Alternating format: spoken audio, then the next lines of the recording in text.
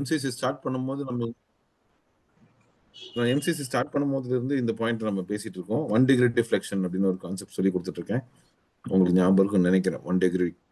So நம்ம MCC start பண்ணதே வந்து அந்த 1 டிகிரி டிஃப்ளெக்ஷன் தான் இங்க வந்து நிறைய பேர்த்து லைஃபை மாத்திருக்கு.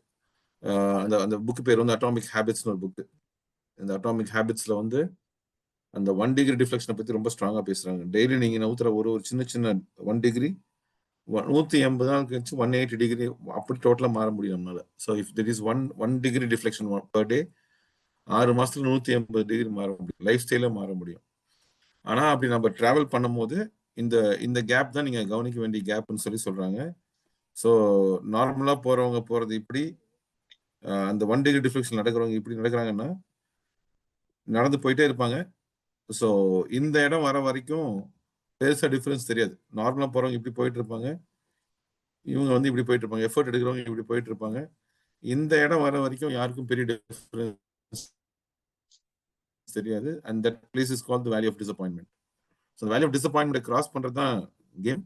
ஒன்ஸ் யூ கிராஸ் இட் இவங்க லைஃப் ஸ்டைல் இப்படி போயிடும். இந்த நார்மல் லைஃப் ஸ்டைல் இப்படியே போயிட்டு தான் இருக்கும். பட் இவங்க லைஃப் ஸ்டைல் டோட்டலா மாறிடும். ஸோ அந்த 1 டிகிரி டிஃப்ளெக்ஷன் அப்படிங்கிறது வந்து இட்ஸ் கோயிங் டு ராக். ஆனா அது வரைக்கும் சஸ்டைன் ஆகி நிக்கிறதுங்கிறது எல்லாத்தாலையும் முடிய மாட்டேங்குது. நிறைய பேர் டயர்ட் ஆயிடுவாங்க. இது ஒர்க் அவுட் ஆகாது. ஏன்னா மனசு போற வேகம் வேற, பாடி போற வேகம் வேற. மனசு வேகமா அங்க போயிடும். இப்ப லைஃப் ஸ்டைல் அச்சீவ் பண்ணிடு மலேசியா போலாமா, சிங்கப்பூர் போலாமா, 10 கோடி வேணுமான்னு கேட்டா சொல்ல சொல்ல மனசால அங்க போயிட முடியும். ஆனா பாடி அங்க போறதுக்கு அந்த டைம் ஆகும். 6 மந்த்ஸ் ஆகும். 1 இயர் ஆகும். ஆனா அது வரைக்கும் பொறுமையா இருக்கிறதுக்கு முடியாது.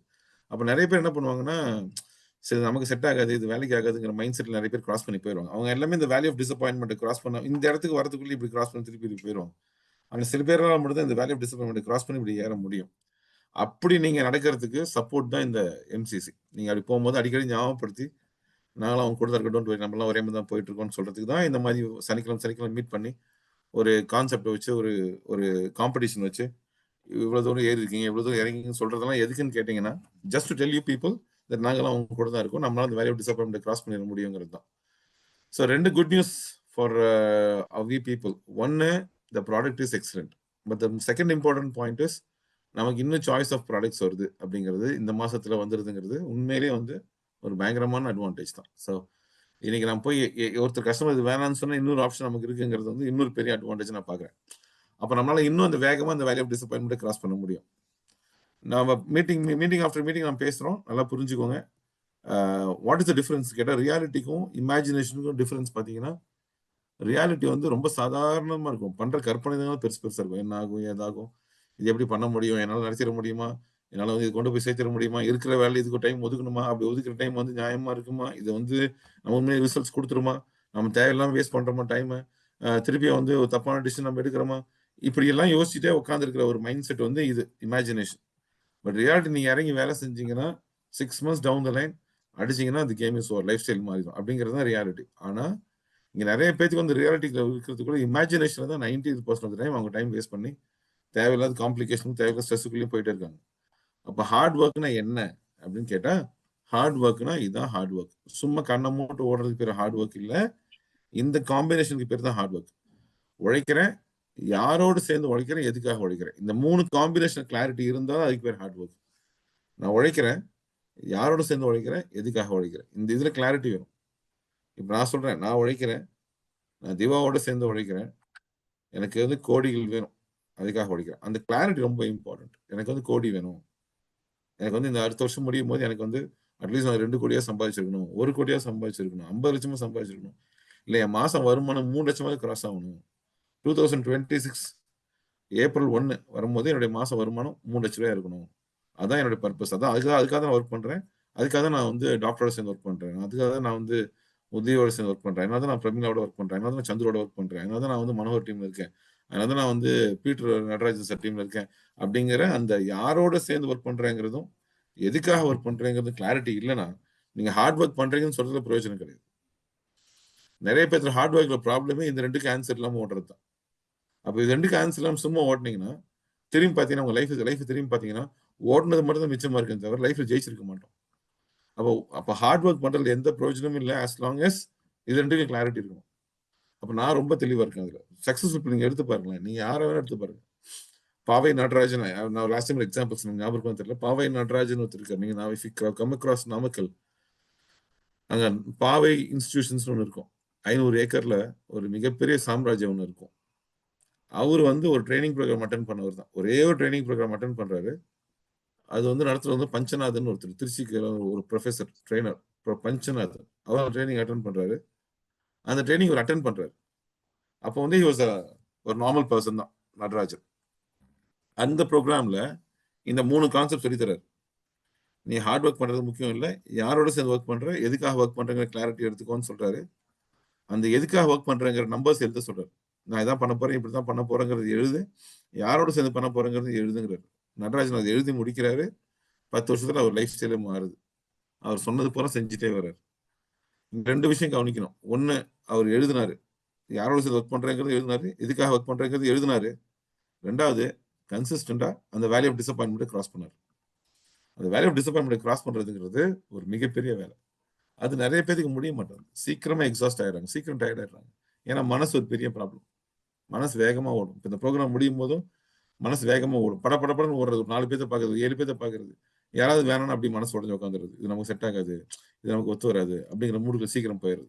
இந்த ஷிஃப்ட் ஃப்ரம் மைண்ட் செட், ஒரு பெரிய எக்ஸைட்மெண்ட், டிசப்பாயின்மெண்ட், எக்ஸைட்மெண்ட், டிசப்பாயின்மெண்ட், அப்படி பிசினஸ் பண்ண முடியாது. கன்சிஸ்டன்சி தான் இங்க கேம். விடாம ஓடுறது தான் இங்க கேம். நான் திரும்பவும் சொல்றேன், நல்லா ஞாபகம் வச்சுக்கோங்க. ஒரு கான்செப்ட் கவனிச்சுக்கோங்க. கான்செப்ட், வாட் இஸ் கான்செப்ட் அப்படின்னா, ஃபர்ஸ்ட் ப்ராடக்ட்டை வந்து ரெஃபரல் மார்க்கெட்டிங் கொண்டு வந்து, நெட்வொர்க் மார்க்கெட்டிங் கொண்டு வந்து ஆம்பே பெருசா ஜெயிச்சாங்க. இன்னைக்கு வரைக்கும் அவங்க வெற்றியை வந்து ஸ்டாப் பண்ண முடியல. நிறைய கம்பெனி வந்துட்டாங்க, பட் ஃபர்ஸ்ட் கொண்டு வந்து யாருன்னா ஆம்பே. ரெஃபரல் மார்க்கெட்டிங்ல ஒரு ப்ராடக்ட் பெருசா ஜெயிச்சாங்க. அதே மாதிரி ரெஃபரல் மார்க்கெட்டிங்ல ரியல் எஸ்டேட் ஃபர்ஸ்ட் கொண்டு வந்த கம்பெனி வந்து இந்தியாவில் வந்து சென்னையில் ஒரு கம்பெனி இருந்துச்சு, பெருசா ஜெயிச்சாங்க, பயங்கரமா ஜெயிச்சாங்க. அதே மாதிரி ஃபர்ஸ்ட் டைமா இன்சூரன்ஸை real estate sorry referral marketing கொண்டு வந்த கம்பெனி பேர் டிஎல்சி, பெருசா ஜெயிச்சாங்க, பயங்கரமா ஜெயிச்சாங்க. ஆனா ஃபர்ஸ்ட் டைமா ரெஃபரல் மார்க்கெட்டிங்ல ப்ராடக்ட்ல ஸ்டெம் செல்ஸ் ஹெல்த் ப்ராடக்ட்டை பைனரியில் கொண்டு வந்து நம்ம தான். அப்படிங்கும் போது இதுவும் இன்ட்ரெஸ்டிங்கான விஷயம். இங்க இன்வெஸ்ட்மெண்ட், அதுக்கு பதில் சொல்லணும், இதுக்கு பதில் சொல்லணும், ஒரு பிரச்சனையும் கிடையாது. உன் ஹெல்த்தையும் நான் காப்பாற்றி விடுறேன், உன் வெல்த்தையும் நான் காப்பாற்றி விடுறேன் அப்படிங்கிறது பியூட்டிஃபுல்லான கான்செப்ட். அதுல ஒரு பைனரி, அதுல ஒரு டீம், அதுல ஒரு சக்சஸ். 11 மந்த்ஸ்ல பேச அச்சீவ் பண்ண ஒருத்தர் நம்ம கண்ணு முன்னாடி இருக்காரு, அவர் நமக்கான சக்சஸ் பாயிண்ட். இப்படி ஏகப்பட்ட விஷயங்கள் நம்ம கண்ணு முன்னாடி இருக்கும் போது what is more important is consistency. அந்த கன்சிஸ்டன்சி தான் விடாம அழுத்த வேண்டியது. அப்ப நாங்க வந்து இந்த எம்சிசி எதுக்காக ஸ்டார்ட் பண்ணணும்னு கேட்டீங்கன்னா, the whole idea is this. உங்க கூட நாங்க இருக்கிறோம், கையை பிடிச்சி கூட்டு போயிருவோம், எங்க கூட தயவு செஞ்சு வாங்க அப்படிங்கிற அடிக்கடி ஞாபகப்படுத்த அந்த ஹோல் ஐடியாவே. அப்ப ப்ராடக்ட்டை விற்கும் போது இந்த பிரின்சிபல் அவங்க ஞாபகப்படுத்திருப்பேன், மீண்டும் ஞாபகப்படுத்துறேன். ப்ராடக்ட் விற்கும் போது இந்த பிரின்சிபல் வந்து ரொம்ப முக்கியம். உங்களுக்கு வந்து அவேர்னஸ் இருக்கணும். லாஸ்ட் டைம் சென்னையில் பேசிட்டு இருக்கோம், நான், மாயா மேடம், ராஜா சார், நாங்கெல்லாம் ஒரு ட்ரைனிங் எடுக்கும்போது we had this discussion, பேசிட்டு இருந்தோம். Uday was there on that day, Uday இருந்தாரு. நாங்களாம் ஒரு விஷயம் பேசிட்டு இருந்தோம். இந்த ப்ராடக்ட்டுக்கான அவேர்னஸ் இல்லாம இந்த ப்ராடக்ட்டை கொண்டு போய் விற்க ட்ரை பண்ணா it's going to be challenge. அப்ப மீண்டும் மீண்டும் வார சனிக்கிழமை இந்த ப்ராடக்ட்டுக்கான கிளாரிட்டி நீங்க எடுத்துக்கோங்க. புது ப்ராடக்ட் வரும், புது கிளாரிட்டி. இப்போ பிஓஎம் எடுங்கன்னு சார், சக்தி சார் சொன்னாரு. பிஓஎம்ல என்ன எடுக்கணும் அப்படி கேட்டீங்கன்னா, ரெண்டா பிரிக்கணும். ஒன்னு வந்து இதனால என்ன பெனிஃபிட் இருக்குங்கிறத சொல்லணும், இந்த ப்ராடக்ட்ல என்ன பெனிஃபிட் இருக்குங்கிறத சொல்லணும். ஹெல்த் வைஸ், ஃபார் எக்ஸாம்பிள் எனக்கு வந்து சுகர் இருக்கு, இது எப்படி சப்போர்ட் பண்ணும், எனக்கு வந்து பிபி இருக்கு, இது எப்படி சப்போர்ட் பண்ணும், இந்த கிளாரிட்டி அவேர்னஸ் இருக்கணும். 2வது, இது செய்யறதுனால எவ்வளவு காசு சம்பாதிக்க முடியுங்கிற அவேர்னஸ். இது யாருக்கு ஃபர்ஸ்ட் இருக்கணும் தெரியுமா? நமக்கு ஃபர்ஸ்ட் இருக்கணும். அந்த அவேர்னஸும் இன்ட்ரெஸ்டும் தான். அந்த பாடி லாங்குவேஜ், இப்போ நான் பாக்குறேன், சந்திரோட முகத்தை பாக்குறேன், பிரமிளா தேவி முகத்தை பாக்குறேன்னா, உங்க முகத்துல இருக்க இன்ட்ரெஸ்டும் அந்த அவேர்னஸும் சேரும் போது தான் கஸ்டமருடைய பாடி லாங்குவேஜ் டிசைர் கிரியேட் பண்ண முடியும். அந்த டிசைர் தான் ஆக்ஷனா மாறும். அப்போ கஸ்டமர் மைண்ட் டிசைர் வரும்னு நினைச்சீங்கன்னா இன்ட்ரெஸ்ட் வேணும். இன்ட்ரெஸ்ட் எங்கிறது வரும்? நாலேஜ் இருந்து வரும். நாலேஜ் இல்லாம நீங்க தலை ட்ரை பண்ணீங்கன்னா, பணம் மட்டும் தான் நீங்க பிளான் பண்றீங்கன்னா, பணம் அப்படி ஒர்க் அவுட் ஆகாது இந்த பிசினஸ்ல. Knowledge can get you lot of money, but knowledge இல்லாம நீங்க ட்ரை பண்றீங்கன்னா it's going to kill your time. திரும்ப ஏபிசிடி படிக்கிற மாதிரியே ப்ராடக்ட்டை தயவு செஞ்சு படிச்சே ஆகணும். அப்ப அந்த அவேர்னஸ் இன்ட்ரெஸ்ட் உங்களுக்கு எலிவேட் பண்ணும். இல்லைன்னா என்ன ஆகும்னு கேட்டீங்கன்னா, இப்போ இந்த ப்ரோக்ராம் நம்ம நடத்துறோம்னு வச்சுக்கோங்களேன், நம்ம அதிகமான டெசிஷன்ஸ் இருக்கு இல்லையா, நம்ம எதை கேட்டு முடிவு எடுக்கிறோம்னு கேட்டீங்கன்னா, நம்ம யாரும் ஹார்ட்டை கேட்டு முடிவு எடுக்கிறது இல்லை. நம்ம நிறைய டிசிஷன்ஸ் வந்து மைண்டை கேட்டு எடுக்கிறோம், பிரெயினுக்கு, ஹார்ட் கேட்டு எடுக்கிறோம். நம்ம வந்து பிரெயினை கேட்டு முடிவு எடுக்கிற காலங்கள்லாம் முடிஞ்சு போச்சு. அப்போ ஒரு ப்ராடக்ட்டை விற்கணும்னா லாஜிக்கலா புரிஞ்சுக்கிறதை விட எமோஷனலா கரெக்டாக தான் நான் பாக்குறேன். ஃபார் எக்ஸாம்பிள் இப்போ யாராவது இப்போ தினேஷ் வர்றாரு என்கிட்ட, சார் இந்த ப்ராடக்ட் நீங்க சாப்பிட்டீங்கன்னா உங்களுக்கு முடி வளர சான்ஸ் இருக்கு சார்னு சொல்றாருன்னு வச்சுக்கோங்களேன். நான் லாஜிக்கலா புரிஞ்சுக்கிறதை விட எமோஷனலா எனக்கு டக்குன்னு கனெக்ட் ஆயிடும். ஆஹா, ஒருவேளை அப்படி நடக்க வாய்ப்பு இருக்குன்னா அப்படிங்கிற மாதிரி என் மைண்டு வேலை செய்யும். இங்க மிகப்பெரிய அட்வான்டேஜே அதுதான். லாஸ்ட் 10 இயர்ஸா we have stopped thinking from the brain, we have started thinking from our heart. ஒரு மாதிரி பயங்கர எமோஷனலா இருக்கும். அப்ப as a person எனக்கு சத்யா சாரை பிடிச்சு போச்சு. as a ப்ராடக்ட் எனக்கு வந்து நீங்க விற்கிற ப்ராடக்ட் பிடிச்சு போச்சுன்னா, புரிஞ்சு போச்சுன்னா இல்ல, பிடிச்சு போச்சுன்னா, as a person எனக்கு தினேஷை பிடிக்கும். as a ப்ராடக்ட் எனக்கு வந்து என் ப்ராடக்ட் சால்வ் பண்றதுக்காக தினேஷ் இது கொண்டு வந்தாரு, எனக்கு பிடிச்சிருந்தாவே நான் வாங்கிடுவேன். அப்ப 10 வருஷத்துக்கு முன்னாடி ஒரு பொருள் விற்கிறது ரொம்ப ரொம்ப கஷ்டம். ஆனா இப்போ ஒரு பொருள் விற்கிறது ரொம்ப ரொம்ப ஈஸி. ஏன்னு கேட்டீங்கன்னா as a person பிடிக்கணும், as a ப்ராடக்ட் பிடிக்கணும். அப்ப பிடிக்கணுங்கிற வார்த்தை தான் ரொம்ப ரொம்ப இம்பார்ட்டன்ட். எந்த அளவுக்கு இது குட் நியூஸோ அந்த அளவுக்கு பேட் நியூஸ் ஒன்று இருக்கு. இது என்னன்னு கேட்டீங்கன்னா இந்த வியாதி தான், லேர்ன்டு ஹெல்ப்லெஸ்னஸ். இந்த வியாதி என்ன பண்ணுன்னு கேட்டீங்கன்னா, இப்போ இந்த ப்ரோக்ராமே நம்ம பண்றோம்ல, இப்போ நான் அந்த கிளாஸ் எடுத்து முடிக்கிறேன்னு வச்சுக்கோங்களேன், சம்டைம்ஸ் சில பேருக்கு இந்த வியாதி வர வாய்ப்பு இருக்கு. இந்த வியாதி என்னன்னு கேட்டா லேர்ன்டு ஹெல்ப்லெஸ்னஸ். நம்மனால இது பண்ண முடியாது, நமக்கு இது செட் ஆகாது, நமக்கு இது ஒத்து வராதுங்கிற வியாதி. நீ சொல்றது கரெக்ட் தான், பட் எனக்கு செட் ஆகாது, எனக்கு இது அப்படி சொல்ற பழக்கம் வந்து சில பேருக்கு இருக்கும். நல்லாதான் இருக்கு, மீட்டிங்லாம் வந்து பயங்கரமா மோட்டிவேட் ஆகுது, பட் நான் இதை பண்றது கஷ்டம் அப்படிங்கிற ஃபீல் வந்து சில பேருக்கு இருக்க வாய்ப்பு இருக்கு. அதை வந்து ஒரு சயின்டிபிக் எக்ஸ்பெரிமெண்டாவே ஒருத்தர் பண்ணாரு. அவங்க பேர் மார்ட்டின் அண்ட் ஸ்டீவன் பேர். இவங்க 2 பேர் சேர்ந்து ஒரு சயின்டிபிக் எக்ஸ்பெரிமெண்ட் ஒன்று பண்றாங்க. என்ன பண்ணாங்கன்னா டாக்ஸை வச்சு பண்ணாங்க. நம்ம 3 செட் ஆஃப் டாக்ஸ் எடுத்தாங்க. First set of dogs, second and third set dogs எடுத்தாங்க. ஃபர்ஸ்ட் செட் ஆஃப் டாக்ஸ் என்ன பண்ணாங்க, கூண்டில் வச்சு அடைச்சாங்க. எவ்ரி ஹாஃப் அன் ஹவருக்கு அப்புறம் திறந்து விட்டாங்க. அடைச்சிடுவாங்க, ஹாஃப் அன் ஹவர் வெயிட் பண்ணா திறந்து விட்டுருவாங்க. இப்படியே பண்ணாங்க. அங்க ஒரு கிளாக்கும் இருந்தது. கொஞ்ச நாளைக்கு அப்புறம் இந்த நாய்களை அடைச்ச அந்த நாய்க்கு பேசாம ஜாலியாக கூண்டுல விளையாண்டே இருக்கும். ஏன் தெரியுமா, கொஞ்ச நேரத்துக்கு அப்புறம் திறந்து விட்டுருவாங்க, அது தெரியும். அப்படியே நாயை ட்ரைனிங் கொடுக்குறாங்க. இன்னொரு செட் ஆஃப் டாக்ஸ் என்ன பண்ணாங்கன்னா கூண்டுல வச்சு அடைச்சாங்க, அதுக்கு ஷாக் கொடுத்தாங்க. பட் அந்த நாய் பட்டன் அமைச்சு ஷாக் நின்றோம். இப்படி நாய்க்கு ட்ரைனிங் கொடுத்தாங்க. கொஞ்ச நாளைக்கு அப்புறம் ஷாக் அடிச்சா நாய்க்கு என்ன பண்ண, ஓடி பட்டன் அமைச்சு விட்டுரும். இப்படியே ப்ராக்டிஸ் கொடுத்தாங்க. 3வது செட் ஆஃப் டாக்ஸ் என்ன பண்ணாங்க, கூண்டு வச்சு அடைச்சாங்க, அது திறந்தும் விடுறது இல்லை, அதுக்கு பட்டன் ஆப்ஷனும் கிடையாது, ஷாக் கொடுப்பாங்க. அப்ப அந்த நாய் ஷாக்கை வாங்கிட்டே இருக்கணும். எப்போ நிக்குதோ அது வரைக்கும் இந்த ஷாக்கை வாங்கணும், வேற வழியே அந்த நாய்களுக்கு கிடையாது. இப்படியே ட்ரைனிங் கொடுக்குறாங்க. அப்ப இந்த நாய் என்ன பண்ணா, ஷாக் அடிச்சா பேசாம அந்த ஷாக்கை வாங்கிட்டே இருக்கும். வேற எதுக்கும் சாய்ஸே இல்லை, தப்பிக்கும் வழி இல்லை, பட்டனும் கிடையாது. இப்படியே நாய் ட்ரைனிங் கொடுக்குறாங்க.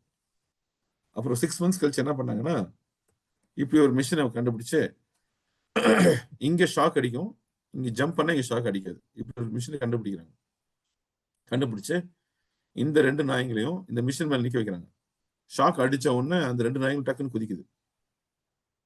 பட் 3வது செட் ஆஃப் டாக்ஸ் ஷாக் கொடுத்தாங்க தப்பிக்க முடியாம, அந்த நாய்களை நிக்க வச்சு ஷாக் கொடுத்தா அந்த நாய் பேசாம மொத்த ஷாக்கையும் வாங்குது, அது ஜம்பே பண்ண மாட்டேங்குது. ஏன்னு கேட்டா நமக்கு ஒரு ஆப்ஷனே கிடையாது, இந்த ஷாக் அனுபவிச்சு தான் ஆகணும். எப்போ ஷாக்கா நிக்குதோ அது வரைக்கும் நம்ம அனுபவிச்சு தான் ஆகணுங்கிற அந்த மைண்ட் செட் கிரியேட் பண்றாங்க. அப்ப இதை கண்டுபிடிச்சதுக்கு அப்புறம் அந்த சயின்டிஸ்ட் சொன்னாங்க, இதுக்கு பேர் தான் லேர்ன்டு ஹெல்ப்லெஸ்னஸ் சொன்னாங்க. அதாவது என்ன யாரும் இதுல இருந்து காப்பாற்ற முடியாது, மற்றவங்களுக்கான ஒத்து வரும், எனக்கு ஒத்து வராது, இது எனக்கு செட் ஆகாது, எங்க ஊருக்கு ஒத்து வராது, என் ஸ்டைலுக்கு ஒத்து வராது, இப்படி நினைக்கிற அந்த வியாதியை வந்து நீங்களா வெளியே வராத வரைக்கும் யாராலும் காப்பாற்ற முடியாது. அந்த வியாதிக்கு பேர் தான் லேர்ன்டு ஹெல்ப்லெஸ்னஸ். அப்ப நிறைய நேரம் பியூட்டிஃபுல் ஆப்பர்ச்சுனிட்டி கிடைச்சிருக்கும், ஏகப்பட்ட சான்ஸ் கிடைச்சிருக்கும், நிறைய பேர் ஹெல்ப் பண்ண ரெடியா இருப்பாங்க, கண்ணு முன்னாடி நமக்கு வந்து ஒரு ஆப்பர்ச்சுனிட்டி இருக்கும், பட் ஸ்டில் யார்கிட்ட அந்த வியாதி இருக்கோ அவங்க அப்படியே இருப்பாங்க. நான் அதை உடைக்கிறது தான் எம்சிசியோட பர்பஸ். அப்ப நம்ம இந்த மாசம் முடிஞ்சு தீபாவளினாலும் மேபி இந்த மாசம் கூட கொஞ்சம் லைட்டா ஸ்லோவா இருக்க மாதிரி வாய்ப்பு இருக்கும். But by the time company என்ன பண்ணுவாங்கன்னா ப்ராடக்ட்ஸ் உள்ள கொண்டு வந்துருப்பாங்க, அந்த ஐஎன்ஆர் கான்செப்ட் உள்ள கொண்டு வந்திருப்பாங்க. பட் நவம்பர்ல இருந்து you got to be really rocking. ஒரு பயங்கரமான ஒரு ஃபீலுக்குள்ள நீங்க எத்தனை பேரும் போறதுக்கான ஆப்பர்ச்சுனிட்டிஸ் இங்க இருக்கு. அப்ப நல்ல ப்ராடக்ட், நல்ல கான்செப்ட், நல்ல டீம், நல்ல ஒரு கைடன்ஸ் எல்லாம் ஒன்னா அமையும் போது, if everything falls in place at single shot, எல்லாம் ஒரே இடத்துல ஒரே டைம் வந்து உழுகும் போது something good is going to ஹேப்பன்ங்கிற அந்த கிளாரிட்டியோட இன்னும் பவர்ஃபுல்லா போறது தான் நம்ம எல்லாம் செய்ய வேண்டிய விஷயம். ஸோ இதை வந்து இன்னைக்கு நம்ம எடுத்துக்க போற லெசனா இதை எடுத்துக்கோங்க. லேர்ன்டு ஹெல்ப்லெஸ்னஸ் வியாதியிலிருந்து வேறு வரணுங்கிறது தான், கன்சிஸ்டன்சி முக்கியங்கிறதும், ஒவ்வொரு எம்சிசியும் நான் காட்ட போறேன் அந்த அட்டாமிக் ஹேபிட்ஸ், அந்த வேல்யூ ஆஃப் டிசப்பாயின்மெண்ட், அதை வார வாரம் காட்ட தான் போறேன். அந்த வேல்யூ ஆஃப் டிசப்பாயின்மெண்ட் உடைக்கிறது தான் இங்க ரொம்ப ரொம்ப இம்பார்ட்டன்ட். அது வரைக்கும் நம்ம உடைக்க போறோம், லைஃப் ஸ்டைலை மாற்ற போறோம். ஸோ இந்த வியாதியிலிருந்து வெளியே வரணுங்கிறது தான் இன்னைக்கு நம்ம கத்துக்கிற முக்கியமான லெசனை நீங்க மைண்ட்ல வச்சுக்கோங்க. மீண்டும் நெக்ஸ்ட் சாட்டர்டே சந்திக்கிறேன். Thank you very much. டாடா பாய்.